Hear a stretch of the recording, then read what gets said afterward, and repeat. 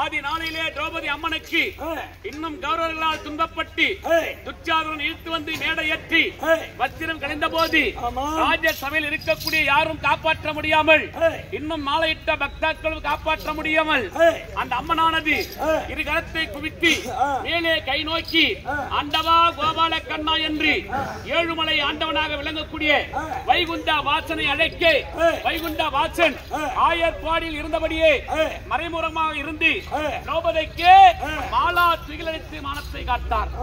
அப்படி மாலா துகிலளித்து மானத்தை காத்து அந்த கண்ணனை போல இன்னும் கம்மவான்பேட்டை மகாத்லத்திலே வாசம் பொறுத்து வரக்கூடிய அத்தனை குடும்பங்களாலும் ஆலய நிர்வாகத்தின் பெயராலும் அந்த அம்மனுக்காக ஆண்டவன் என்று 1000 சேலை கொடுத்தாலும் பல கோடி சேலைகள் கொடுத்தாலும் அந்த அம்மனுக்காக இந்த இடத்தில் நாடகத்தை நிறுத்தி காட்டுகிறோம். அந்த அக்னி விஸ்வத்த விழா செய்து அதனை முன்னிட்டு நாடகத்தை நிறுத்தி காட்டக்கூடிய இந்த நேரத்தில் இங்கே துச்சார வேடவெற்று நடிக்கக்கூடியவரால் திரௌபதி அம்மனுக்கு மானபங்கம் நேர்ந்தது. இந்த மானத்தை அன்று 1000 சேலைகள் பல கோடி சேலைகள் அந்த கண்ணனானவன் கொடுத்தாலும் இன்று ஒரு சேலை கொடுத்து அந்த அம்மனை மானத்தை காக்க வேண்டும் என்பதற்காக இன்று ஊர் பொதுமக்கள் அனைவருமாக சேர்ந்து ஆலய நிர்வாகிகள் அனைவருமாக ஒன்று சேர்ந்து ஒரு சேலை ஒன்று அளித்துள்ளார்கள். சேலை மட்டும் அளித்ததல்லாமல் அந்த அம்மனுக்காக 201 ரூபாய் வாரி வழங்கியுள்ளார்கள்.